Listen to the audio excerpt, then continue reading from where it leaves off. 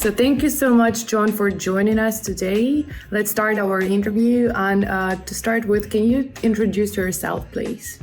Sure. My name is John Labadorf. I am the head of strategy and operations for Google Pay and Google Wallet across Europe, Middle East, and Africa. Thanks. And can you tell us more about your role as the head of business strategy and operations at Google Pay? Absolutely. In overseeing the strategy of these products, my main function is to set a strategic vision for the various markets that we operate in, to have an understanding of where we want to play and why. From a product perspective, I focus on both e-commerce and in-store payments, as well as several non-payment products, such as boarding passes and some emerging products like digital identity and hotel keys. Going back to the geographic scope within the 30 markets, we're focused on identifying better opportunities for growth from a user and a partner perspective. Google Pay recently has undergone some significant changes. And what do you think was the biggest challenge facing the payments industry right now? Great point. So Google Pay over the last 10 years has had some pretty significant product and branding shifts. This is, at least in our view, a quite common occurrence based on a lot of the strategic changes that the industry has gone through. From our perspective, we have been really focused on kind of chasing and trying to find the best user value that we can produce, as well as, because we're a tech company, we've also been working to figure out where we want to fit within the payments ecosystem. As we all know, the payments ecosystem is a very interconnected set of companies, and our goal is to find the right value, again, for both users as well as our partners. To the second part of the question about the biggest challenge, we would say the biggest challenge is really around security and trust. When we look at the ability for the payments ecosystem to stay up to date on combating fraud and ensuring users feel comfortable in being able to complete transactions, we think that it's a very difficult task for one company to solve. For Google Pay, a lot of our products and features are really focused on delivering against those initiatives. And I can say some of the new products that we are going to be coming forward with in the next 12 months will really be at the center of delivering against that value proposition. And you mentioned consumer and users. I just thought of a question about how did Google Pay adapt to the changes that the whole world was undergoing during the pandemic? That's a great question. I would say, simply said, the core value proposition for Google Pay and Google Wallet hasn't really changed significantly since the beginning of the pandemic. The reason why is because user behaviors have changed. So there's two core user behaviors that fundamentally shifted since 2019. The first one is about the shift in purchasing goods and services online, e-commerce. And the second is around the use of contactless payments in store. Those two core user behavior shifts have played directly into the strengths of Google Pay and Google Wallet. And this shift has happened in every market, especially all European markets across the board. And because Google Pay objective is to create frictionless and secure payments, we've been able to ride this transformational wave. Coming back to your working title, Head of Business Strategy and Operations, can you share with us how decision-making process is organized within your division? Absolutely. So because we're a technology company, we operate slightly different than a lot of other traditional financial services companies. The model that we like to employ is more about distributed decision-making and leadership. So we really do put the opportunity on many of the individuals within the organization to identify the next opportunities, as well as to take on the accountability for delivering against those opportunities. And through that kind of more horizontal leadership model, we do see a lot more diverse ideas coming through throughout the organization. And from an outside perspective, some of that comes through as kind of a diverse set of product features.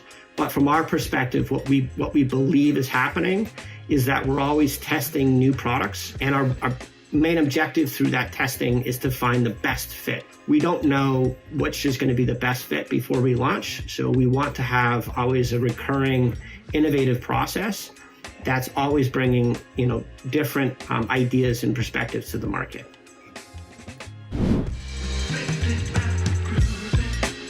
Let's focus a bit on the strategy. What are the frameworks or tools that you use in order to evaluate the strategy at Google Pay? When you're coming up with a strategy, what do you use in order to understand if it's a fit or not? I would say that the biggest and most important for any organization is data. We are a data-driven company, and we want to believe that everything is driven by data, which in many cases is supported, but having an understanding of the hypotheses that you want to test with a market, and then going off and prior to launch, at launch, and then post-launch using a data-driven approach to validate and to pivot against that is critical. Obviously, from a tool perspective, that's all the various data analytics tools that exist in the market. But more than anything, it's a cultural shift to really leveraging various diverse quantitative or qualitative data sources to be able to build a picture. One, again, to help build that hypothesis, and two, to help validate or to provide pivots against your product vision. And if you could name one tool that any strategist should have at hand, which one would it be? It's going to sound silly because it's been in the market for a long time, but SQL. We leverage SQL queries almost on a daily basis. Could you share any cases when the strategy that your team came up with didn't work the way you expected, and what was the result in the end? Yeah, product shifts. So I would say the one that's most public and always raises questions when we talk to various partners is about 5 years ago, we went forward with a super app strategy. This was based on a very successful product that we had in India, whereby we had not only a horizontal product stack where we had a lot of different forms of payment available, but we also had a very vertically deep stack where we were actually involved in many steps of the payment process, as well as we were providing offers and rewards to users in kind of a holistic app structure. Because of that success, we made a decision to try to replicate that model in several other global markets, and that became a lot of the focus for the organization. After several years, and very recently within the last 24 months, we came to conclusion that likely is not going to be the best strategy for Google, and we would say for the majority of the market.